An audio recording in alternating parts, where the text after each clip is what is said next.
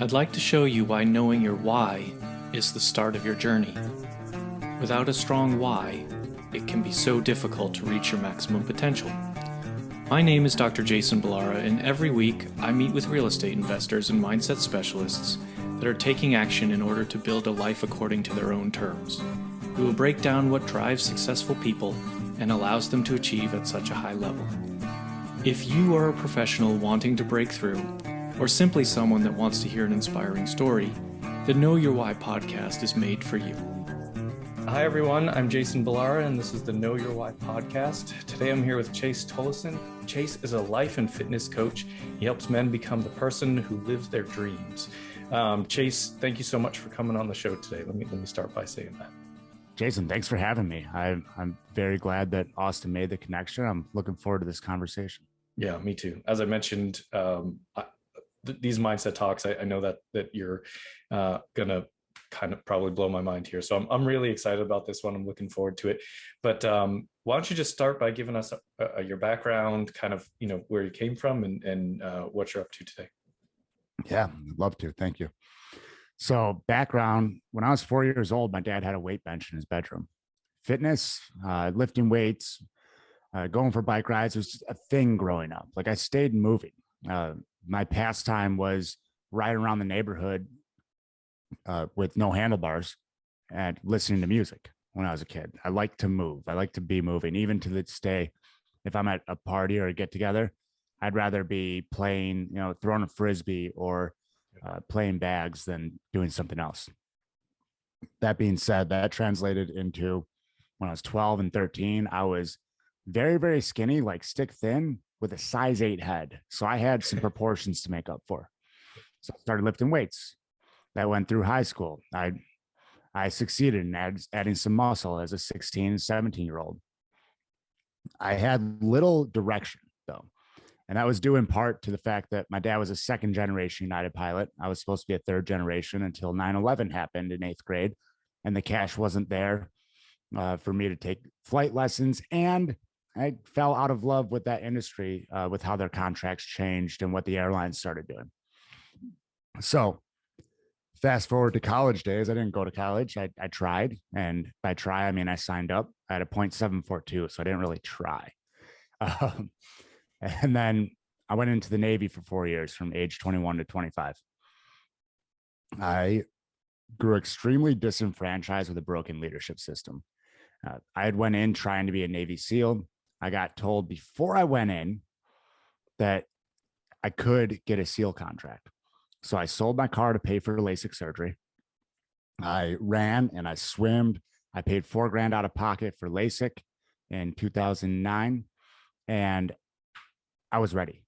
And I go up to contract in, and January 26, 2010, they tell me, sorry, new instruction, a new rule change was sent out on the 21st.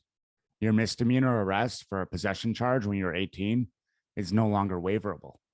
So you can't get a SEAL contract. I mean, even if you get the contract, there's still only about a 30% chance you get through and become it.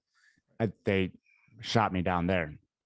My second cousin at the time was working missile defense at the Pentagon, rubbing elbows with admirals. He's a retired Air Force officer. He handed my package to the deputy chief of naval personnel, and he said, sorry, don't believe his story, can't help him. So at this point, I have a big old chip on my shoulder. I'm angry. I say, get me out of town as fast as possible. Fast was 9 days. And I'm leaving and I'm turning wrenches in an engine room, which was extremely fast because this was 2010. And fast back then would have been like 2 months. And they say, you're leaving in 9 days. You're an engineman. So went into the Navy, thought I was going to go try and be a SEAL there. My command goes, sorry, you're too good at what you do. So we're going to keep you. Even if they say you're good enough to go, we get to override that and keep you here. I did go be a rescue swimmer while I was there for my command. I went through that school. And I had issues with my ears in the pool in that school. So it may have been a good thing I ended up not going to Buds. I was the assistant command fitness leader. And then I got out of the Navy, opened up a CrossFit gym. I'm like, I'm going to change lives. I started getting people in shape. Like, this is cool. these people are still really unhappy. They're bitching about their life, even though they're coming in here working out. And to be honest, I was still bitching about my life. And I opened up the gym in 2014, and there was a slow burn to starting to go from performance and trying to compete to truly taking care of individuals. 2018, I went through a course that really got me falling in love with honoring the individual, uh, seeing where they came from with their journey and understanding their lenses and more mindset stuff. I started a blog. Some of my clients told me I should do life coaching. I've had that old soul air about me, if you will. I was going on 30 years old. And as that transition happened, we fast forward a couple of years and we get into COVID. And we started a podcast for the gym to keep the members engaged. And one of the guests that came on the podcast ran this mindset certification focusing around language. I do believe you had Dave Robinson on. Yeah. And that's the Enlifted community. And that one blew it wide open for me because the stories and the words are the foundation of everything. And I took that now with what I do, and I started going online and I combined the words with the fitness. And I started helping guys there. And I had a guy who I was in the Navy with work with me for 12 weeks. And we went in and we worked on his fitness. When I was on the ship, this guy didn't work out. When I got off the ship, he didn't work out. He worked out when we started working together. And then a year after we got done working together, he was still working out because we got him out of his own way. He also had a better relationship with his son, who was in Guam while he was in the United States. He had a better relationship with his father, better relationship with his son's mother. So it's all encompassing. And fast forward to 2021, came out of COVID as much as we could come out with the way that things were impacted. The gym I was burning out. I was less in love with it each day because brick and mortar fitness wasn't really changing lives. It was giving people a place to run away from. They wanted to come in, break a sweat, and go home. They didn't want to do the work that matters. And I get that. And to be completely fair, I was likely in my own way a bit there, trying to force it on them. I've been talking for a while about shutting the gym down. And then my brother passed away November 27th, 2021. And he was 27 years old. It happened out of the blue. We didn't there was no way to see it coming. And Sorry. No, I appreciate that. That being said, or that piece in there to create context around, my brother was always great at giving perspective. He was the guy that I bounced things off of. And after he passed away, when they were going through old videos and pictures and stuff to put on the slideshow for his celebration of life, there was an event up at my aunt's lake house in Michigan that I wasn't at because I had a gym to run. And then at his celebration of life, there was a group picture from his 25th birthday party that I wasn't in because I had an early class to coach the next day. And that was it. I was, nope, gym's done. And so November 27th, my brother passed away. And inside the next week, I started really making that decision. And then in the last week of December 2021, I put a video up in the members only Facebook group, said, hey guys, 7.5 years, we're calling it quits. Shut the gym down. I had all the equipment sold by February 1st, got out of my lease 18 months early on March 1st. And I went fully online. And that brings us to where we are now. I'm helping guys up level their fitness, helping men truly find balance by expressing their full masculine while still leaning into, because having a little bit of understanding of that feminine aspect, if you will, is very valuable. Helping guys find the power that they locked away so long ago. It's a lot. As I said, I'm very sorry about your brother, and also thank you for your service. That seems like a couple lifetimes in a short period of time. You're not very old, so I very much can relate to that. Sort of fitness journey starting early. Really early in life, and I don't know. For me, a lot of times it is maybe still, it's a bit of an escape, like a bit of this is a place where I can go and like push myself, not think about all the other stuff for a period of time at least, right? And so I completely understand how, that can be both helpful and hurtful at times in terms of, kind of your approach to that. So you had several events obviously that impacted, your life and how you looked at things, and then you made the switch to kind of go online now, but you're still talking like from in a fitness standpoint, right? Or you turned it immediately into, sort of life coaching and fitness as all one thing. How did you make that transition? The way I describe it is it's fitness with a dash of life coaching and life coaching with a dash of fitness. Depending on what the guy needs, that's what they get. Fitness is a great delivery vehicle. It's a great gateway drug to personal development, if you will. Where some people get stuck, and where I've seen coaches even get stuck, is using fitness as an alcoholic uses a bottle of tequila. Is it better for you than the tequila? Sure. It can still be this place that we run to and completely shut off the other 23 hours of our day. We think we're going to just burn off the negative there without addressing it. And it's rampant. It's a thing. And it's one of the healthier ways to deal with it. And it's still not truly dealing with it. It doesn't realign the stories in our head. It doesn't get into our subconscious and rewire the things that create the patterns that build our beliefs, that shape our actions, that bring our results. And to be fair, a lot of coaches, I was one of them, are akin to drunk bartenders. They're reinforcing this. They're feeding everybody that escape, that runaway. So when we can, where I've went with this is it's fitness, yes. And it's dealing with our internal stories, rewiring the stuff in our subconscious and learning to flip that perspective, rewire our reticular activating system so that fitness now becomes a place where we can reflect. Yeah. And it's still, movement is a big part of any mental health regimen. And when we can turn it into a positive state as opposed to running off of the negative of the day, it becomes much more reflective than a place to hide. Yeah. And I laugh because I do exactly what you said. Sometimes it's just like, oh man, I need to go to the gym. I need to go for a run. I need to move because it's a rough day, or it's been, and again, I think you can almost like justify it to yourself and say, well, I'm not drinking, or I'm not doing something else to escape. But yeah, you're 100% right. It's like, it still is sometimes an escape. So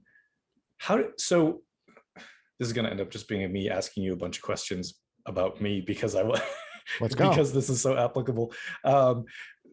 How do you, well, let's start at the beginning, a little bit at the beginning. As like, what are those, you mentioned in your bio about, sort of those internal saboteurs, like what are these things do you find that are keeping people from taking control? What are the, limiting beliefs, whatever it is? And I know it's going to be different for every person, but I imagine you see some maybe common themes, or, things that kind of run through a lot of the people you coach.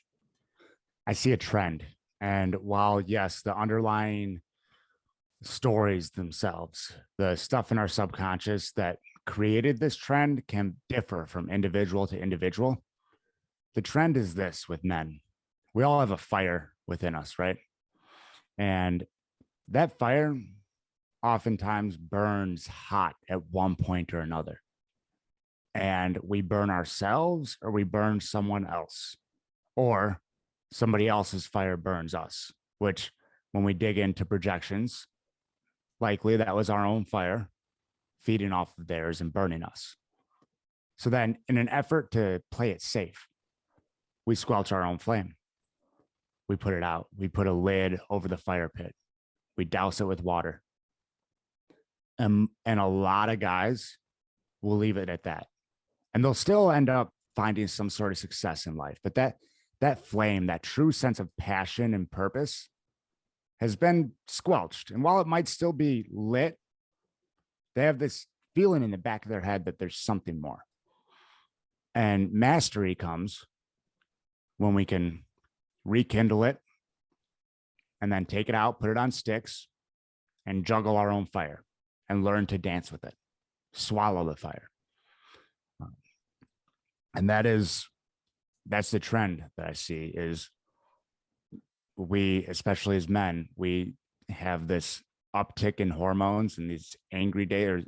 We've done something in the past where it's like, well, now I don't really trust myself. And it can be daunting to lean into that because vulnerability is what creates connection with others. But in order for that to happen, we got to be vulnerable with ourselves first. And that requires radical honesty. And in order to do that, we might have to look at some stuff that isn't all that comfortable. Like one of my stories I hospitalized my father when I was 17 years old. He caught me smoking, and my dad wasn't ever, this is the first time he ever put hands on me, but he put me up against the wall by my neck, and I tried swinging at him, and I had pulled off because I didn't want to hit him. And he grabbed a stick, broke a piece of my spoiler on my Camaro off. I went to go around back to get my mom, and he's like, "You're not going anywhere," and got in my face. And I was 17. I was bigger than him at the time, and I was still scared because he was 27 when so what's 17, 27? He's still in his 40s. And my dad grew up a hard ass. Like his dad wasn't around. His mom was a bipolar alcoholic. He could fight. And I swiped him, put my hands around his neck, ankle around his, pushed him down in the driveway. And the next thing I remembered was I'm over him and his eyes are rolling in the back of his head and there's blood on his face. And he 32 stitches in his face, a broken nose, and 4 staples in the back of his head. 17 years old. I didn't hit people after that all that much. And when I did, and they went down, it scared me. That being said, you shouldn't go around hitting people. There's other ways to resolve things, which I've learned with the power of language. And that instance right there, as opposed to having the wherewithal, and I was 17. Would anyone at 17 have had the wherewithal? Who knows? But having the wherewithal to lean into that experience and heal and dress that wound before it became a scab that would have to be picked off down the road. I didn't have that. So what did I do? I put my flame out, and I buried that flame that kept trying to come back up. I put it out over and over again, or let it burn hot via fitness. Yeah. I feel like, and this might not be the right word for it, but I feel like probably we are all addicts of some sort. There's something, right? It's fitness, it's alcohol, it's drugs, it's food, it's whatever it is, it's sex. Like there's literally, I think everybody has their go-to thing. Maybe disagree, but it's like, because I think about this a lot with myself. Like I grew up around alcoholism.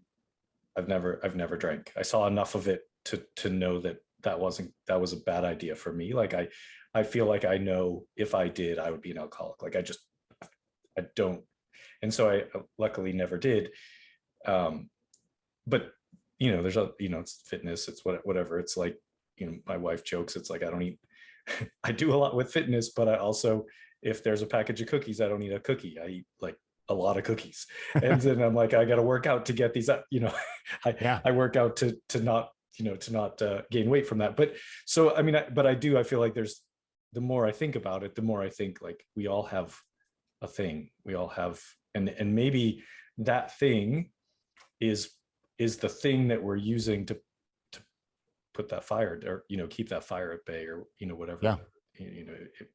Maybe I'm totally off base here with. Oh no, I agree with that assessment. And the question becomes, when you feel the need, or the question I would ask is when we feel the need to put that at bay, when there's the need to have a drink, to roll a joint, to go for a run, to lift heavy weights, to turn up angry music and pretend that it's all everybody else's fault. What is the emotion? Yeah. And for anybody listening, you can run through this exercise. What is the emotion that comes up and where does it present in the body? Because when we do that, okay, when's the earliest time we can remember feeling that emotion? Because that earliest memory likely is still playing. If we go, oh yeah, this comes up, that's still in our subconscious. And then we go in with the 4-step story work process, the enlifted method, and we clear it out, and we write it down, and then we talk it out loud. We talk it out loud slower, and then we talk it out loud. We speak it out loud. We read the story with a breath in between each sentence. And the 4-step method, have you had anybody lay out the 4-step method? Did Dave do it when he was here? No, not, I mean, maybe No. not in that sense. So I actually would love for you to put that out there for us. Yeah, definitely. Because this is something you guys can follow. At one of my current clients, he 4-stepped a story and then reached out because he wanted help with where the coach comes in and flipping the perception and flipping the words in it. But just getting a story out, 4-stepping it and airing it out is extremely powerful. So when an emotion comes up, and it could be from something recent in life, some work, something goes wrong, something with a spouse or a kid, that's fine. That's how it presents on the surface. When's the earliest time we can remember feeling that? What does that emotion, that feeling in the body remind us of? And it may not always remind us of something. Sooner or later it does, though. Whatever it reminds you of, write that story out. That's a specific instance, like the time dad yelled at me, the time my mom tried to stab me, the time I got hit by a ball in T-ball, when my mom used to shame me for not being the right size of a cheerleader. These are all examples I've heard. Write it out as it happened with the detail. Write it all out. Don't write down like Sally in her journal when she's 12 years old, like they were such a jerk and I can't believe. You can throw a little bit of that in there and write it down how it happened with as much detail as you can remember. Check in with yourself when you get done writing it out. How you feeling? Where's the emotion? Are there any other memories tied to that emotion now? And do that same check-in after every step. Then you read it out loud, conversational pace, top to bottom. See what happens when you read it out loud. And this is where the enlifted method, having it on paper so you can see it, these steps are where, on a Google document with myself and my clients, this is where you end up really creating clarity, because you go to like traditional talk therapy or just talk something out with your friends, you're just talking about it. You can't see what's going on. So you talk through it. You speak that story out loud, conversational. Check in again. That's step 2. Step 3, read it out loud slowly. If you are talking slow enough for it to feel awkward, then that's the right speed.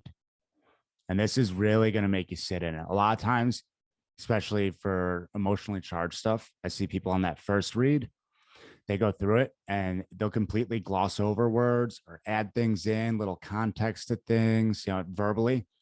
And then when they slow it down, it's like, oh. And we'll start seeing some light bulbs go off. And it's different for everyone. Sometimes the biggest emotional release is just titling the story for people. And the rest of it is just whatever. We're just airing it out now. Now, what we need is a pattern interrupt, and we want to downregulate, because so many people are going through life in a sympathetic nervous system state, fight, flight, or freeze. And these stories keep us there. So we want to go parasympathetic, rest and digest, if we will. If your poop's funny, if it's too hard, too soft, you're going too much, not often enough, that's oftentimes it could be a food thing, but if you're eating well enough, a nervous system thing, a dysregulated nervous system. So we read it again, slowly, matter of fact, and we breathe at each period and each comma, and sometimes at the ands. So you read a sentence and then you take a big breath all the way down to your belly and then length on the exhale. And that's a belly breath. Your belt line should get tighter. Your waistband should get tighter as you breathe. After that, those 4 steps, like I said, one of my current clients, he 4-stepped a story about his alcoholism. And he reached out to me because I'm a co-host of the Get Lifted podcast. We've been messaging, and like he 4-stepped that, and he had a big release on his own. And then he realized that there was more to it and he wanted to move forward. But that is a tool that everybody can take and use at home. And I've heard when I've laid this out on podcasts, I've gotten messages before. People tell me that they aired a story out, something that was going on that week in their life with their parents or their spouse, and that it helped. So it's the Unlifted method is a practical mindset tool. You can practice it. Yeah. It's fascinating. And what you said, read it slow enough that it feels awkward, and it seems like it would really feel awkward. And I guess why would we, is that just so you're really, experiencing every single word? Is that kind of the idea behind that, or every, paraphrase? Think about when people talk about something that's emotionally charged. Man, they're such a jerk. I don't know why they did that. It's just such a thing. I don't know. They didn't see anything that came out of their mouth, much less hear it. They talk so fast, and it goes from the back of their head out their mouth without any space between their reaction and their response. So there's stimulus, they react, and then the response is the exact same as that knee-jerk reaction. And they don't see the words. So yeah, that's slowing it down. Exactly. It helps us to sit in it, and slowing it down will have us naturally start slowing our breath down and down regulate a little more. And oftentimes that's where I see people start to have these light bulb moments. Also, when you slow it down and you're doing that slow read, and this often is where an outside perspective comes in, because it's difficult to pick up if it is an emotionally charged story. When you're reading it slow, and then you read a sentence faster, and then you read another one slow, there's likely something to unpack behind that one sentence, because we wanted our nervous systems went, nope, don't sit with that one. I guess, and this may be my question is, what about, you said, you're supposed to think of the first time you remember that feeling, right? Like think, try, and like, even in traditional therapy, people, which I've done it before, and it's people's like, what happened, the sort of cliche, like what happened in your childhood kind of thing. And maybe this will answer my second question, but basically, what about those things that you can't remember? Because I know that we block things out, right? Like, so selective memory sort of block those things out. And then my second question, the reason I'm going to just jump right to it, because they might be related, is how do you know when to get a coach involved? And I'm wondering if that's the answer to that question, but that's kind of my line of thinking there. Yes, the coach can help when it comes to that, because a good coach will have the right questions. They'll have some answers, and more so they will have even better questions. That being said, one of the really important reasons that this system is so effective and that I practice it is because it downregulates our nervous system and takes us out of that fight, flight, or freeze super protective state. I have had clients remember whole 18-month relationships that they had edited out of their life when we were doing work on past relationships. Once we started reading and breathing, I go, okay, what does that remind you of? Like, oh, I lived with that guy. I don't, because I do work with some women. I lived with him. I can't. Oh wow, and he treated me like crap at that wedding that we went to together. Like, so oftentimes it comes out from down regulating, and another way to answer that, if anyone wants to dive into other modalities, find a psychedelic practitioner. He'll crack your brain wide open. um, yeah. That's, I suppose that's probably true. Um, okay, so when you're coaching someone, how do you tie the fitness in, right? So, you know, is it a scenario that you happen to know both worlds, and so you were able to talk to both things, or do you have specific techniques where you're incorporating fitness with the lifted method, or how do you put that all together for people? Awesome question. So I've tried doing both on their own. I've tried taking on only fitness clients, and I tried taking on only story work and lifted method clients. And what I've come to realize is what I knew and what has been reinforced by attempting to take those standalone clients is that this is all synergistic.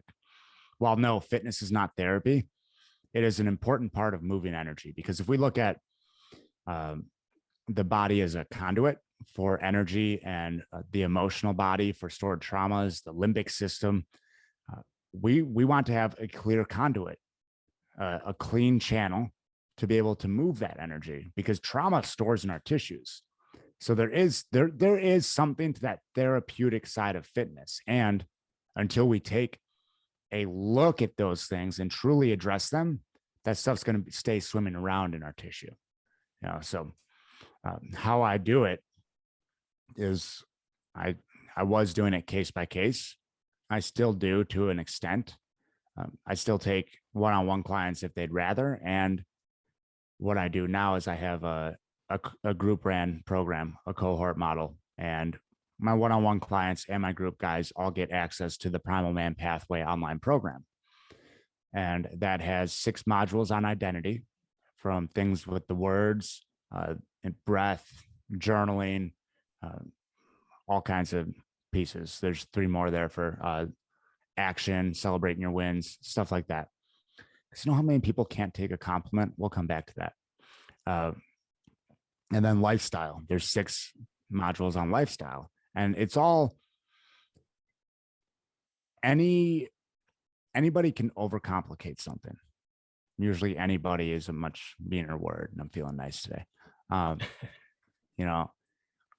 It's really easy to overcomplicate things. And what I've done with the Primal Man Pathways, I've taken a couple of, probably 2-3 years ago now, I added up and I'd spent 60-70K on fitness and mindset certs, and there's been more since then. So I've taken that investment and simplified all the best pieces of it and given these tools in video module format, and then weekly group calls, and 3 to 4, depending on the individual. Usually 3 is enough in 12 weeks. Sometimes we go 4. Sometimes guys stick around for a while longer. I've had individuals do 20 calls with me.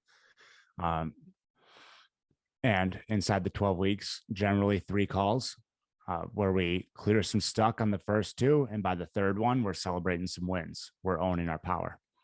And that is how we incorporate it. There are workouts that go along with the whole 12 weeks. And part of what I help guys do is figure out how to integrate movement into their life. We are currently building out a rhythm module, our daily rhythm. So it'll be sleep, blue light, and it'll also be play. It'll be daily walks outside. It'll be getting barefoot in the earth. All the pieces, because I lift weights 5 days a week, and movement can be much less structured than that if we want it to be. So long answer. No, that's great. I mean, that's exactly. And interesting, just a little bit of a side, as you mentioned that, movement can take many forms, right? And so it depends on, who if you start coaching someone who's never worked out before in their life, like you can't send them to lift weights 5 times a week. Like that's probably just going to destroy them. And interestingly, like, I don't know, it's probably been a month or two ago, I finished 75 hard, the first time I'd ever done it. And because in my life, to me, fitness was always like intense. It was either like a hard workout at the gym, or I was playing soccer. I used to run track. Like it's always like essentially just like pushing myself basically as hard as I could during whatever it was. And then it was, okay, now you have to do 45-minute workout twice a day for the next 75 days in a row. And I was like, my first thought was like, I'm 47. I can't, there's no way I can do that. Like, because I'm thinking they all have to be the workouts right. that I'm used to do, like that I've always wanted to, that I always thought qualified as working out. And so like I had to I guess allow myself to be okay that sometimes that workout was a brisk walk with the dog, or like the family, or what, like that. And it was funny that like once I kind of wrapped my head around letting that be okay, it was really enjoyable. Like it was really just like all of a sudden I was like, I told my wife, I was like, I really like these walks. Like just kids go to bed and I'm like, I'm just going to go walk for 45 minutes. Or I would get up at, 4 a.m. and be like, I'm going to do a walk this morning when it, to get, and it was like, I just really started to enjoy it. And it was kind of a crazy thing to like, that almost any movement can have the same impact as like, just, going as hard as you possibly can for an hour or whatever. Yeah. I mean, daily walks are, for anybody trying to stay healthy, and even if we're focused on body composition, daily walks are the ticket. My Whoop strap reads a 45-minute walk at least a high of a strain as usually my 60-minute weightlifting sessions. I got a 70-pound, a 60-pound dog pulling on me, and it's work. My heart rate will be up above 110, near around 120 the whole time. Like for 45 minutes, that's solid, steady state, low intensity cardio. Yeah. Walking a dog, pushing a stroller, whatever. Yeah. I'll be pushing the stroller soon. Yeah. It's just something, so just moving, and it's just doing something. And yeah, so I guess that's just a personal observation, but I was fascinated by how much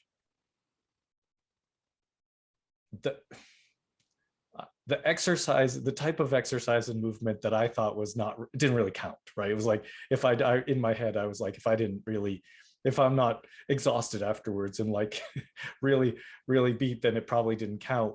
But it's like, well, no, I can do that sometimes, but also like those walks, and like I did some like yoga videos and just stuff that was like really never what I had experienced before. And I was like, this is kind of amazing to just be like, wrap it all in together. So yeah, I think again, just sort of my observation, but the thing, like just giving this stuff a try, people getting into it, and having a coach to help you make that transition, I think is got to be it. I mean, it's phenomenal. It's a really great path to take. I've started clients with only breath work and going for walks for like a month on end, and they see massive changes in comfort in their body, fitness levels. Like, just get outside and walk, you guys. I would actually much prefer someone start walking than running, because when we start looking at running and how jacked people's hips and ankles are from living a sedentary lifestyle, running is more of a high skill movement that a lot of people give it credit for. Mm-hmm. And if we just go buy a pair of running shoes from Dick's and then put them on and go start running after 10 years of a sedentary lifestyle, it could go a few different ways. Yeah, 100% agree. I mean, even for someone who's basically been exercising my entire life, it's still like there's a lot that goes into having the right shoes, and you can certainly do some harm it let's put it this way, it won't make you want to do it anymore. It won't make you think, yeah, I'm glad I took up running. Like you really need to kind of put some thought into it. And then I think a lot of people don't. Chase, I told you I love, this is a great conversation. I love this stuff, but I also don't want to keep here all day. You good. I'm going to, if you're open to it, I'd love to talk on the wins thing real quick. Cause I glossed over it. No, if I could interrupt you there, because I feel called to, one of the last modules of mine is celebrating wins. And it's the last thing I do with guys on their calls, because how many people are absolutely horrible at taking a compliment, and hey, you did a great job there. Oh no, it's no big thing. Yeah. Hey, that's an awesome shirt. Oh, thanks. I got it on sale. Like I grew up in the Midwest, like these, like brushing things off, that's second nature around here. Yeah. Yep. And I know it well. Yeah.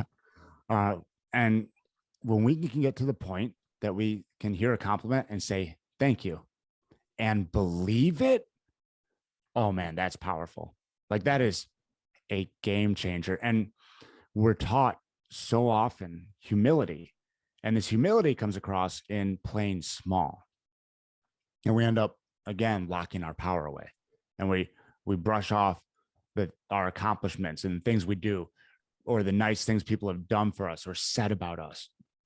I was less than a year into running my gym when one of my clients said, you were meant to coach like at a high level. I was like, cool, thank you. And I brushed it off though, and said, like, now I'd be like, yeah, you're right. Well, you can own things and be confident in yourself without coming across as egotistical. And I'd even go as far to say that there's a good chance that most people that come across as egotistical and bragging don't actually believe themselves, much less other people when they say it. Yeah, 100% agree. I think that oftentimes the people that tend to at least try to appear most outwardly confident, that's a facade for their own insecurities on the inside, and it's hard to see. It's hard to see past that, I guess, sometimes. And I think I love that it's a part of your program, because it is, again, it's like, I hate to keep making this about me, but it's a hard thing. People say nice things, and it's like, I can't even look at them. Like I just get I get really embarrassed, and I'm like, even the things that I believe, like even the things that I'm like, I think that's right, but I also like, I don't want to, I feel weird when you say that, and so I think being able to celebrate those wins and I guess believe in yourself when it comes down to it, I think is a big part of it. So it's excellent that's I think that's I don't know that I've heard that be a part of necessarily a lot of the a specific focus of a lot of the coaching programs. So I think that's pretty cool. Appreciate that. For you or for anybody listening, next time somebody gives you a compliment, just look them dead in the eye, take a breath, inhale, long exhale, and say, thank you. Yeah. You could add on to it if you want. Just thank you. I appreciate you seeing me in that light. I've heard individuals say, I appreciate you seeing me how I wish to be seen. And that's powerful. Yeah, it really is. That's I think saying, and obviously, the language that we use is a big part of your programs, a big part of the Enlifted Coaches. And what you just said, I think, I felt that. It's like, thank you for seeing me the way that I want to be seen, I think is a really powerful thing, to allow yourself to believe that you do want to be seen, that you want to be seen as great at something, or what, what I mean? Like in whatever light it is, you want to be seen that way. So I think that's a actually pretty amazing example of the language that we use. Yeah. And when you own your wins, you'll start to realize that it was likely you holding you back from success. Because if we're unable to own our current wins, then there's a good chance that we're scared of the next level, because that would mean that we're actually capable of more. And then we'll have to own that. So, yeah. Yeah, absolutely. I do want to get to ask you at least some of the questions that I ask most coaches, because I think, or most guests, because I think that they're important to what you do as well. But the first one, the name of the show is Know Your Why. So I always like to make sure I ask every single guest, what is your why? What's your driving purpose for you right now, Chase? Because men have been asleep at the wheel for too long. They were told to go to school, get the job, get the piece of paper, marry the girl, buy the house, have the kids, and then buy the red Corvette when the kids go off to school, and you all of a sudden have to deal with the noise in your head, drown it out with the car. And we're done. That's over. Now we get to find out who we truly are, create a truly expressed masculine with a balance between masculine and feminine, which will be different for each individual, and get to live and by our own guiding North Star. Love it. I love it. Yeah, it's so, it really is just it's very powerful. It's very powerful to, think about approaching these things in our lives before we're at the red Corvette stage, right? Because, like my kids are very young, and I don't know, maybe it's because I've gotten the opportunity to talk to enough people like yourself on this podcast, but I have become more and more and more aware of myself and the parts of me that I do and don't want to pass on to my kids. I know everybody has good and bad, and like I want to do my very best to show them how to believe in themselves and be kind. I mean, like really, it's like where it comes right down to it. And so I think this stuff is that's why I just really love these conversations, and I'm very passionate about it, because I think it's like, again, it's for me, it's like, okay, it's cool to implement it in my life, but if I can teach my son how to be comfortable in his masculinity, and my daughter how to, I don't know how to I don't know how to I don't know how to be a woman, but I want to be able to be a man that she can look up to and find, in her life, or, partner, whatever it is. I want to be an example to them in a positive way. So it does make you aware of your own, the language that we're using with ourselves, whatever it is, just, things that come out of my mouth and I'm like, shouldn't say that. That's not the way we should say that. Or I hear them say things and it's like, we don't need to talk that way. Like, we have, never thought we would do, but like we have affirmation books for my son. Like he's old enough that we read books together and stuff. And it's like, we read books about, I am strong. And it's just like, it's stuff that that's why like having these conversations has been so great for me. And I hope for the listeners too, but like selfishly, I'm just like, this is amazing for me. But I love to now be like, wow, this really does, it's impactful for me just to have these conversations. So it like, my son's 3, like look at all the time he has that we can really like build on all of this. So it's very exciting. I definitely want to get to this question. How can people reach you when people hear this and they want to connect? What's the best way?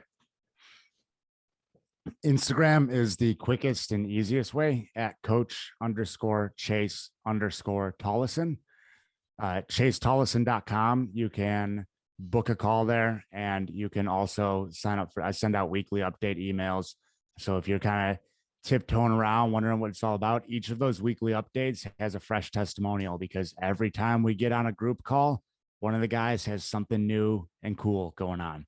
So if you guys want to get in on that, see what's going on there, those are the main 2 spots. Awesome. Final question for you, Chase. A lot of times this gets related to real estate on this show, but I just would love to get,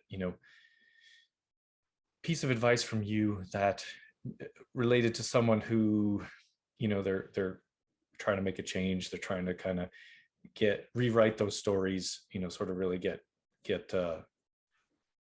turned around. What would you tell them? What would you what advice would you give them to encourage them? Action dispels overwhelm. If you're thinking about it, do it. There are two keys to success in any endeavor in life. You start and you keep going. So if you're thinking about make a change, thinking about it, that's soft talk, right? Oh, I'm thinking about it. Take out the soft talk and make the change. And then from there, you can figure out which steps to take, whether you're going to do it on your own or hire a coach, whether it's going to be something where you're reading and journaling, or if you're, opening it up with fitness or what. But take the step, because I can promise you, it's been a while since I pulled this analogy out. Most people are walking through life as if they're walking on gravel road barefoot, and they're used to the gravel under their feet. It's uncomfortable. It is what it is, though. Just to the right of the road, there's about 5 yards of burning hot coals. And on the other side of the coals, there's this plush beach, perfect temperature sand, some fresh grass, the best kind of things you could walk on barefoot, right? You're going to be so comfortable. Walk over the coals, because it's better on the other side. Love it. Couldn't end this in a better way. That's perfect. Thank you for coming on. Thank you for everything that you shared. It was awesome. I know that people will get a ton of value out of this, and I appreciate you being here. I really do. So thank you. Thank you, Jason. I'd like to show you why knowing your why is the start of your journey. Without a strong why, it can be so difficult to reach your maximum potential. My name is Dr. Jason Balara, and every week I meet with real estate investors and mindset specialists that are taking action in order to build a life according to their own terms. We will break down what drives successful people and allows them to achieve at such a high level. If you are a professional wanting to break through, or simply someone that wants to hear an inspiring story, the Know Your Why podcast is made for you.